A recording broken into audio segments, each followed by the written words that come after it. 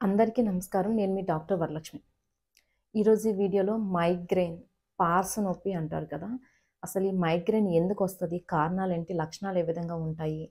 ఎలాంటి మందులు లేకుండా ఎలాంటి మెథడ్ ఉపయోగించి ఈ మైగ్రేన్‌ని తగ్గించుకోవచ్చు? ఇవన్నీ కూడా ఈ వీడియోలో మనం డిస్కస్ చేద్దాం.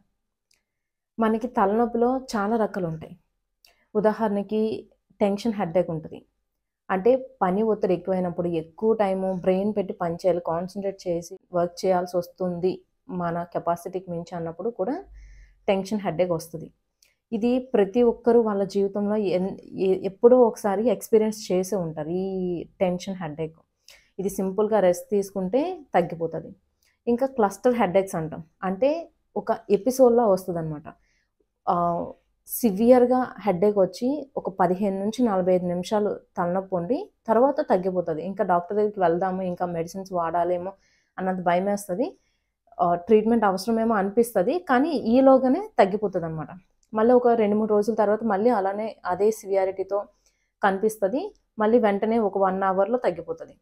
కానీ ఈ క్లస్టర్ హెడ్‌ఏక్ ఏంటంటే ఒకసారి తగ్గిన తర్వాత అంటే తగ్గిపోయిన తర్వాత ఆ ఎపిసోడ్ అంతా కంప్లీట్ అయిపోయిన తర్వాత ఏంటంటే మళ్ళీ ఒక 6 మంత్స్ గాని, 1 ఇయర్ గాని కంప్లీట్‌గా ఎలాంటి హెడ్‌ఏక్ అనేది కనిపించదు. ఇది సీజన్స్‌లో గాని, పర్టిక్యులర్ సీజన్స్‌లో గాని, లేదంటే ప్రతి ఇయర్ అదే టైంకి రావటం గాని, అలా కనిపిస్తూ ఉంటది. క్లస్టర్స్ లాగా అంటే ఒకేసారి సివియర్‌గా కనిపిస్తది. వెంటనే తగ్గిపోతూ ఉంటది. ఇంకా మనం ఈ వీడియో అయితే మాత్రం మైగ్రేన్ హెడ్‌ఏక్ కోసం. అసలు పార్శ్వ నొప్పి అసలు ఎలా మొదలవుతది? దీని లక్షణాలు ఏ విధంగా ఉంటాయి? దీనిలో మొదటిది ఆరా. అంటే వస్తున్నట్టు తలనొప్పి వస్తున్నట్టు సెన్సేషన్ అనేది తెలుస్తదనమాట. ఇంకా తలనొప్పి వచ్చేస్తది ఈరోజు అని వాళ్ళకి ముందే సూచనలనేవి వస్తాయనమాట. కంటి ముందు లైట్స్ బ్లింక్ అయితున్నట్టు కనిపించడం వాళ్ళకి. ఇంకా వాళ్ళ మూడ్‌లో చేంజ్ రావటం, ఇంకా మోషన్ అది సరిగ్గా అవ్వకపోవటం, ఫుడ్ క్రేవింగ్స్‌లో మార్పులు రావడం. ఇవన్నీ కూడా ఉంటాయన్నమాట ఈ ఆరాలో. ఈ ఎపిసోడ్ మైగ్రేన్ తలనొప్పి వచ్చినప్పుడు ఎలా ఉంటదంటే పార్శ్వ నొప్పిలా ఉండి థ్రోబింగ్ హెడ్‌ఏక్. అంటే మన పల్స్ చూసుకున్నప్పుడు మనకి పల్స్ బీట్ అయితే ఎలా ఉంటదో, అలాగా మనకి ఇక్కడ టెంపోరల్ రీజియన్‌లో అంటే ఈ తలకి 2 వైపులా టెంపోరల్ రీజియన్‌లో టక్ టక్ టక్ మని థ్రోబింగ్ అంటే బ్లడ్ సర్క్యులేషన్ ఎక్కువైతే ఎలాంటి సెన్సేషన్ అయితే వస్తదో, అలా థ్రోబింగ్ పెయిన్స్ అనేవి మైగ్రేన్‌లో కనిపిస్తూ ఉంటాయన్నమాట. దీంతో పాటు వికారంగా అనిపించడం, కొంతమందిలో వామిటింగ్స్ కూడా అవుతాయి. వామిటింగ్స్ కొన్నిసార్లు రిలీఫ్ ఇవ్వచ్చు హెడ్‌ఏక్‌కి, కొన్నిసార్లు రిలీఫ్ ఇవ్వకపోవచ్చు. ఇంకా చికాకుగా అనిపించడం, లైట్ గానీ, సౌండ్ గానీ తట్టుకోలేకపోవటం. వాళ్ళకేంటంటే కంప్లీట్ క్లోజ్ రూమ్‌లో అన్నీ క్లోజ్ చేసి ఎలాంటి లైట్స్, సౌండ్స్ ఏమీ లేకుండా ఉన్న దగ్గర వాళ్ళు పీస్‌ఫుల్‌గా ఉండగలరనమాట. చిన్న సౌండ్ గానీ, లైట్ గానీ వాళ్ళు తట్టుకోలేరు. ఈ మైగ్రేన్ వచ్చే టైంలో. ఇంకా ఈ మైగ్రేన్ ఫేజ్ అంతా కూడా ఏంటంటే, కొన్ని గంటల నుంచి 72 అవర్స్ అంటే 3 డేస్ వరకు కూడా ఈ మైగ్రేన్ తలనొప్పి పీరియడ్ అనేది ఉంటదనమాట. కొంతమందిలో అప్పుడప్పుడు వస్తది. త్వరగా తగ్గిపోతది. మరికొంతమందిలో ఏమవుతదంటే, తరచుగా వస్తది. ఒకే నెలలో 4, 5 సార్లు, 5 సార్లు వస్తూ ఉంటది.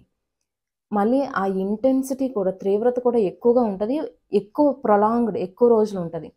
ఒక్కసారి తలనొప్పొస్తే ఒక 2, 3 డేస్ ఆ ఫేజ్‌లో ఉంటారనమాట. కంప్లీట్ తలనొప్పి, చికాకుగా అనిపించడం, ఈ సెన్సేషన్స్, థ్రాబింగ్ పెయిన్స్, వామిటింగ్ అనిపించడం ఇవన్నీ కూడా ఉంటాయి వాళ్ళలో. ఇదంతా అయిపోయింది. ఓకే. తలనొప్పి తగ్గింది. తలనొప్పి తగ్గిపోయిన తర్వాత కూడా వాళ్ళకి సెన్సేషన్ ఎలా ఉంటదంటే, నీరసంగా అనిపించినట్టు, ఎనర్జీ అంతా డ్రైన్ అయిపోయినట్టు అనిపించడం. ఇంకా ఆ ఎఫెక్ట్స్ ఏవైతే ఉంటాయో, మైగ్రేన్ తాలూకు ఎఫెక్ట్స్ వాటి నుంచి బయటపడడానికి కూడా వీళ్ళకి టైం పడతదనమాట. ఇవన్నీ కూడా మైగ్రేన్ యొక్క లక్షణాలు. ఓకే. అసలు ఇది ఎందుకొస్తుంది మైగ్రేన్ మనకి? దీనికి పర్టిక్యులర్‌గా రీజన్ అనేది ఏమీ లేదు. జెనెటిక్‌గా వచ్చే అంటే ఫ్యామిలీ హిస్టరీలో ఉంటే వచ్చే అవకాశం ఉంటది. అది కూడా ఫ్యామిలీ హిస్టరీలో పాజిటివ్ మైగ్రేన్ ఉంది అంటే ఒక 50% వరకు కూడా వీళ్ళకి వచ్చే అవకాశం ఉంటది. కానీ అందరిలో వస్తది అని అయితే కాదు. ఇంకా రీసెర్చ్ ప్రకారం చూస్తే సెరోటోనిన్ అనేది ఏంటంటే ఒక న్యూరో ట్రాన్స్‌మిటర్. మనం ప్లెజెంట్‌గా ఉండడానికి వాటికి అది ఈ సెరోటోనిన్ అనేది అవసరం అనమాట. సో, ఒక్కొక్కసారి సెరోటోనిన్ లెవెల్స్ అనేవి తగ్గినప్పుడు కూడా డిప్రెషన్ లాంటివి లేదు అంటే సెరోటోనిన్ లెవెల్స్ తగ్గినప్పుడు మైగ్రేన్ అటాక్స్ మైగ్రేన్ పెయిన్ వచ్చే అవకాశం అనేది ఎక్కువ ఉంటది. సో ఇవైతే రీజన్స్. ఇంతకు మించి కూడా రీజన్స్ సాలిడ్‌గా మైగ్రేన్‌కి అనేది ఎక్కడా లేదనమాట. ఎలాంటి మెడికల్ టెక్స్ట్ బుక్స్‌లో గాని లేదు. ఇంకా నెక్స్ట్ వచ్చేసరికి ట్రిగ్గర్ ఫ్యాక్టర్స్. ట్రిగ్గర్ ఫ్యాక్టర్స్ అంటే ఒక పేషెంట్‌కి ఆల్రెడీ కూడా మైగ్రేన్ ఉంటది. అంటే మైగ్రేన్‌తో వాళ్ళు ఎప్పటినుంచో సఫర్ అవుతూ ఉంటారు. ఆన్ అండ్ ఆఫ్ వస్తూ ఉంటది, పోతూ ఉంటది మైగ్రేన్. కానీ ఏంటంటే కొన్ని రకాల ప్రేరేపితాలనేవి ఉంటాయన్నమాట. కొన్ని సందర్భాల్లో వాళ్ళకి ఎక్కువొస్తది. వాటిని మనం ట్రిగ్గర్ ఫ్యాక్టర్స్ అంటాం. ఉదాహరణకి ఆడవాళ్ళలో మనం చూసుకుంటే మెన్‌స్ట్రువల్ సైకిల్స్ టైంలో ఈ ఈస్ట్రోజన్‌లో మార్పులు రావటం వల్ల, ఈస్ట్రోజన్ హార్మోన్ లెవెల్స్‌లో మార్పులు రావటం వల్ల కనిపిస్తూ ఉంటది ఈ మైగ్రేన్. అంతేకాకుండా ప్రెగ్నెన్సీ టైంలోని, మెనోపాజ్ టైంలో కూడా కనిపిస్తూ ఉంటది. అంతేకాకుండా ఎక్కువ ఒత్తిడి ఫీల్ అయినా, స్ట్రెస్ ఎక్కువగా ఉన్నా, ఆహారం సరిగ్గా తీసుకోలేకపోయినా, లేదంటే ఎక్కువ ఆయిలీ ఫుడ్ తీసుకున్నప్పుడు, ఇంకా ఆల్కహాల్ కన్జంప్షన్ తర్వాత, ఆల్కహాల్ తీసుకున్న తర్వాత, ఇలాంటి సందర్భాల్లో ఎక్కువ సౌండ్స్ విన్నా, ఎక్కువ బ్రైట్ లైట్‌కి ఎక్స్‌పోజ్ అయిన ఇలాంటి సందర్భాల్లో కూడా ఇవన్నీ కూడా ప్రేరేపితాలుగా ట్రిగ్గర్ ఫ్యాక్టర్స్‌గా పనిచేసి మైగ్రేన్ వచ్చే అవకాశం అనేది ఆ టైంలో మైగ్రేన్ వచ్చే అవకాశం అనేది ఎక్కువుంటది. ఇంకా ఓకే.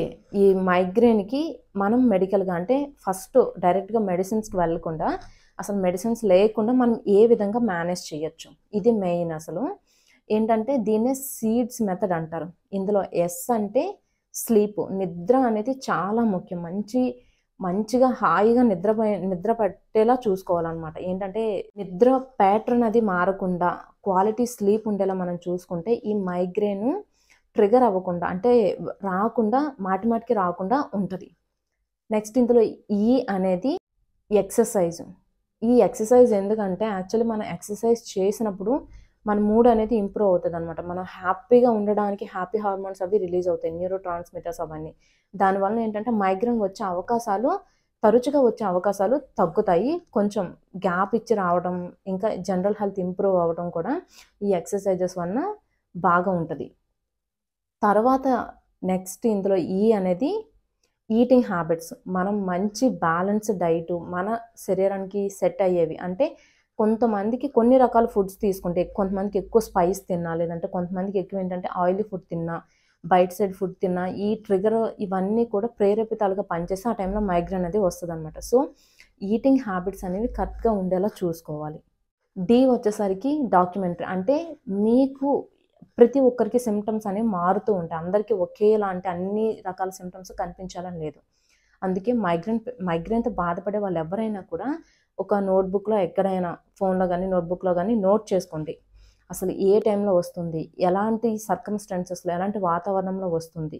మీకు ప్రతి ఒక్కరికి కూడా ట్రిగ్గర్ ఫ్యాక్టర్స్ అనేవి డిఫరెంట్‌గా ఉంటాయి. కొంతమందికి ఒక్కరోజు నిద్రలో కొంచెం మార్పు రాగానే ఆ వెరీ నెక్స్ట్ డే మైగ్రేన్ కనిపించేస్తదనమాట. కొంతమందికి ఫుడ్ ద్వారా కనిపిస్తది. కొంతమందికి ఒత్తిడి వలన కనిపిస్తూ ఉంటది. కొంతమందికి ఏంటంటే ఆడవాళ్ళలో మెన్సెస్ టైంలోనే, లేదంటే మెన్సెస్ ముందు, లేదంటే మెన్సెస్ టైంలో తర్వాత దీనికి రిలేటెడ్‌గా ఉంటాయనమాట. ప్రతి ఒక్కరికి ఈ ట్రిగ్గర్ ఫ్యాక్టర్స్ అనేవి డిఫరెంట్‌గా ఉంటాయి. ఇంకా సింప్టమ్ ప్యాటర్న్ కూడా మారిపోతూ ఉంటది. ఆ టైంలో కనిపించే లక్షణాలు కూడా డిఫరెంట్‌గా ఉంటాయి. ఇవన్నీ కూడా మీరు డేట్ వేసి, టైం వేసి, ఈ టైంలో ఇలాంటి చేంజెస్ వచ్చాయి, ఇలాంటి లక్షణాలొచ్చాయి, అవన్నీ కూడా డీటెయిల్‌గా ఒక దగ్గర రాయండి. మీరు నెక్స్ట్ మీ ఫాలోఅప్‌కి వెళ్ళేటప్పుడు, మీ కన్సర్న్ డాక్టర్ దగ్గరికి మళ్ళీ ట్రీట్మెంట్ కోసం వెళ్ళేటప్పుడు, ఇవన్నీ కూడా వాళ్ళకి క్లియర్‌గా మర్చిపోకుండా ఇవన్నీ కూడా డీటెయిల్‌గా చెప్తే, దాన్ని బట్టి వైద్యం అనేది చేస్తే ఎక్కువ ఔట్‌కమ్ అనేది ఉంటదనమాట. అంటే త్వరగా బయటపడే అవకాశం ఉంటది. ఈ సీడ్స్ మెథడ్‌లో లాస్ట్ ఎస్ వచ్చేసరికి స్ట్రెస్ మేనేజ్‌మెంట్. ఒత్తిడిని మేనేజ్ చేసుకోవడం. మనం టైం మేనేజ్ చేసుకోవాలి. థింగ్స్ అన్నీ కూడా టైంకి ఉండేలాగా ఎప్పుడైనా మనం పోస్ట్‌పోన్ చేస్తున్నప్పుడు దానివల్ల మనకి ఒత్తిడి పెరుగుతూ ఉంటదనమాట. సో, స్ట్రెస్ మేనేజ్‌మెంట్ కూడా చాలా ముఖ్యం. ఈ సీడ్స్ మెథడ్ ద్వారా బెనిఫిట్ ఏంటంటే మాటిమాటికి మైగ్రేన్ రాకుండా ఉండటానికి మనం మేనేజ్ చేయొచ్చనమాట. సో, ఇవన్నీ పాటిస్తే మనకి తీవ్రత కూడా తగ్గే అవకాశం ఉంటది. మాటిమాటికి మైగ్రేన్ రాకుండా దాని నుంచి సఫర్ అవ్వకుండా మనం ఉండొచ్చు. ఇంకా వైద్యానికొచ్చేసరికి వైద్యం ఇప్పుడు చెప్పాను కదా! సింప్టమ్స్ అనేవి ఒక్కొక్కరిలో ఒక్కొక్కలా ఉంటది. కాజెస్, ట్రిగ్గర్ ఫ్యాక్టర్స్ ఇవన్నీ కూడా డిఫరెంట్‌గా ఉంటాయనమాట. సో, ఆ టైంలో మనకి ఏ విధంగా ఉంటుంది? ఎటువైపు తలనొప్పి వస్తుంది? లేదంటే ఎక్కడి నుంచి ఎక్కడికి ఎక్స్‌టెండ్ అవుతుంది? రేడియేటింగ్ పెయిన్స్ ఏమైనా ఉన్నాయా? లేదంటే ఇవన్నింటి మీద కూడా ఆధారపడి ఉంటదనమాట. స్టాటిస్టికల్‌గా చూస్తే మనం హోమియోపతిలో 75% ఔట్‌కమ్ అన్నమాట. 75% వరకు మైగ్రేన్ కేసెస్ తగ్గే అవకాశం అయితే ఉంటది. సో, దగ్గరలో ఉన్న హోమియో డాక్టర్‌ని కన్సల్ట్ చేయండి. ఇంకా లాస్ట్‌ది వచ్చేసరికి ట్రిగ్గర్ ఫ్యాక్టర్స్. ట్రిగ్గర్ ఫ్యాక్టర్స్‌ని అవాయిడ్ చేయగలిగి ఉండాలి. మీకు సొంతంగా మీరు నోటీస్ చేయండి. ఒక్కొక్కరికి ఒక్కొక్కలా ఉంటది. డిఫరెంట్‌గా ఉంటది కాబట్టి మీకు ఏ టైంలో వస్తుంది. కొంతమందికి టీ, కాఫీ ఎక్కువగా తీసుకున్నా వస్తది. ఆల్కహాల్ తీసుకుంటే వస్తది. ఫుడ్ చేంజెస్ వలన వస్తది కదా! మీకు పర్టిక్యులర్‌గా ఎలాంటి ట్రిగ్గర్ ఫ్యాక్టర్స్ ఉన్నాయి అనేది చూసుకోండి. ఆ ట్రిగ్గర్ ఫ్యాక్టర్స్‌ని ఐడెంటిఫై చేసి గుర్తుపట్టి ఆ ప్రేరేపితాలు ఏవైతే ఉన్నాయో వాటిని మనం కంట్రోల్‌లో పెట్టుకుంటే లేదంటే జాగ్రత్త పడితే వాటిని మినిమైజ్ చేసుకోగలిగితే ఈ మైగ్రేన్ అనేది మాటి మాటికి రాకుండా ఉంటది. ఇంకా తీవ్రత కూడా తగ్గే అవకాశం ఉంటది. సో, ఈ వీడియో మీకు ఖచ్చితంగా ఉపయోగపడుతదనుకుంటున్నాను.